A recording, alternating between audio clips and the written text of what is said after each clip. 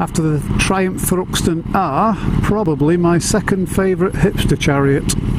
Nice.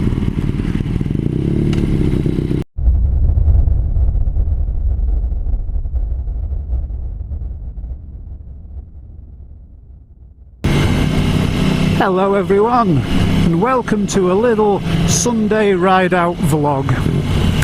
I've not done a vlog for a while, probably because I've not had a great amount to talk about really, but I thought I'd give you a little bit of an update. I'm out on my fully now running R1, done 1,000 miles, and she's going on track tomorrow. She's making her track debut. I wasn't planning to do one this year, but one popped up on the calendar that I really didn't want to miss, and that's the No Limits road bike only track day. I like those. I've done one on my Tuono before I sold her, and I like them because everyone's on a road bike, there's no tyre warmers, there's no higher group than intermediate, and there doesn't seem to be as many bikes on track as there are on a normal track day. I hope that's still the case for tomorrow. Now I apologise if you've been waiting for the Adventures on Track video that I was going to do at Silverstone GP earlier, well, late last month. Unfortunately that track day did not happen, and I'll tell you the little brief story as to what went down there. Now, I had booked the track day online at the Focused Events website. I'd booked it for an intermediate at Silverstone GP, so it's the full Motor Grand Prix circuit, and what they also run the Formula 1 Grand Prix on as well, so it's the full fast circuit. Now, the weather on the day was forecast to be really bad. So I wasn't in a big rush to do it really, but I'd paid, so I loaded the bike up. I went down to Silverstone, you know, drove overnight to get there, and it rained the whole way there, and it was raining when I got there. And I hadn't brought my wet tyres, for one reason or another, I won't go into that. But nonetheless, I was there on track only Super Corsa SC2 tyres, and it was very wet. Now when I went to sign on the event, I queued up, signed on, unloaded my bike as usual, put the tyre warmers on, the usual palaver, and then went to book on. Now as I went to book on, the fellow taking the details informed me that at the point of sale my debit card had been declined for some reason. It's Barclays, they do this occasionally when you order stuff online. You think you've bought something and they've stopped the transaction without you knowing.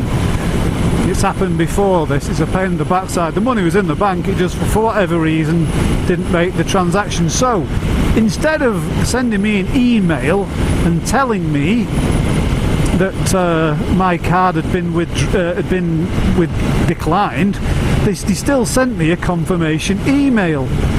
So I just turned up as normal. So when he says, well, if you want to ride today, you're going to have to pay us the £160 fee to go on track. Now, there's a dilemma going off in my mind at this point, and that is, yeah, I've driven the thick end of 150 miles overnight to get to this event, and true, you know, I wanted to ride, but the track was absolutely soaking wet, and it wasn't forecast to dry up. The forecast was set to rain into the afternoon, and also during the briefing, which I did actually attend in case I changed my mind, we were informed by the actual track owners at Silverstone that they hadn't had any racing on there for so long that the track was exceptionally slippery. So I made a decision, an executive decision, to basically wipe my face with the journey down and the petrol it had cost me to get down, and it just didn't feel right, you know, that little voice in your head that warned you that something isn't right was sounding very, very strong in my head and saying to me with every fibre, Dave, don't ride today, do not ride.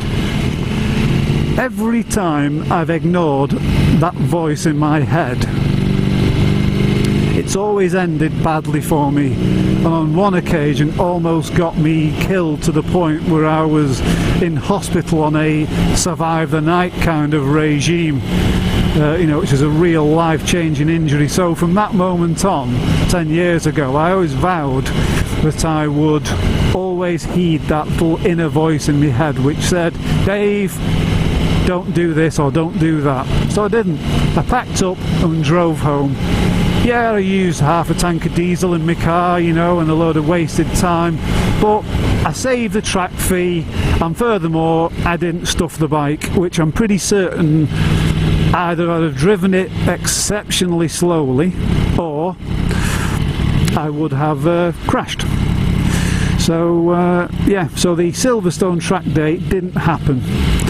But I don't consider it a bad thing, I just consider it, you know, one of those little events that could have been.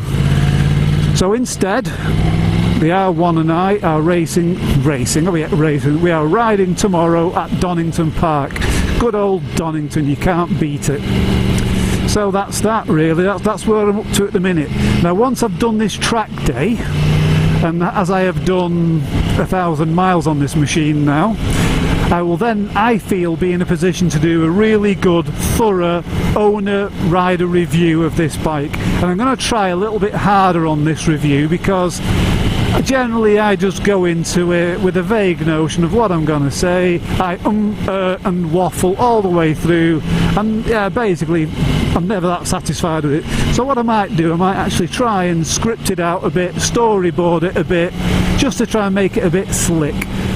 Because the reviews do get the most views in my experience, so I'm going to try and do a good review on this bike, and it deserves a good review too because she is glorious, but more upon that another time. But I have fitted, in preparation for tomorrow's track day, I have fitted some engine protection, and I've also fitted a tail tidy. If you watch my very, very dull last video on how to fit the R&G tail tidy onto a 2015-16 R1, then you will know about this already. But if you haven't, unless you really, really have to do that job yourself, I wouldn't advise you go and watch it. It's as dull as anything. Oh, wet water. I've just washed this bike and I've got a load of spray on it. Anyway, needless to say, me and the R1, we're getting on really fine. And tomorrow we shall see what all the hype is about this bike and the track. I've got a sneaking suspicion it's going to be very, very good. How can it not be? In other news, I know many months ago I promised that I'd be doing a bit of a road trip up to Scotland on my Tiger Explorer. For other reasons that hasn't happened yet either.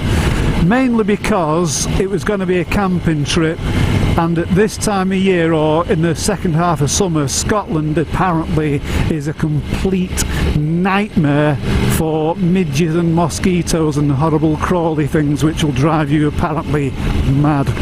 So for that reason I haven't done that. I might do a trip up there in some form because I do want to ride up there this year. I might actually take this and take it on some of the really, really nice twisty country roads up there. But what I am going to do in September, I am going to do a bit of a trip, well, one of two possible trips on Richard Parker, my Tiger Explorer. I'm either going to go through the Euro Tunnel and I'm going to do a battlefields and war graves tour of Normandy in France. It's a bit of a pilgrimage I've been meaning to do for a few years now, because I kind of feel it's the duty, especially people of my generation who remember people who were my age as I am now, as I was growing up, a young man, people who fought in the Second World War, and they'd risked everything so that we can live in the free society we have today. So I may do that, or I may do a bit of a tour of the east counties and coast of the United Kingdom, because I have not been to that part of the world in a long time. So there's going to be one or two trips that I'm going to be doing in September on my big Triumph. So they should be fun. Now I'm stopping here just to give you a bit of a look at the R1, how she is now. Such a nice bike. Now I've gone with the GB Racing protection because I think it looks better than R&G, but I also think it improves the look of the bike, because one of the small criticisms of the aesthetics of this bike was just that silvery engine. And now that the black covers of the GB Racing, which I think are quite smart, just sort of break it up a bit and make it look really good. And with that tail tidy on, I think the bike looks pretty much as is now, with the Akropovich end can on it. I'd really like to put a link pipe on and get rid of the big catalyst at the bottom, but I've been told that to do that would basically make the bike about 110 decibels, which would be hideously loud. It'd be utterly impossible to ride around with that sort of sound. One, it would do my nuts in. Two, it would do everybody else's nuts in. And three, it would attract the law. So I don't plan on doing that. But anyway, so a little quick update just for now, everyone, and stay with me, because in a couple of days I'll be hopefully putting up a couple of videos. Well, in fact, I've got three in mind. One's going to be a review of the bike, one's going to be the track day, and another one's going to be a review of these Battle Axe RS10 tyres that the bike come on, because I think they deserve a review, because up to now they're doing really well. So anyway, that's all to come. So everyone, I'm just going to go up to the Rivy barn at Rivington Pike on a Sunday, which is where all the bikers hang out, and I will see you later. Bye bye.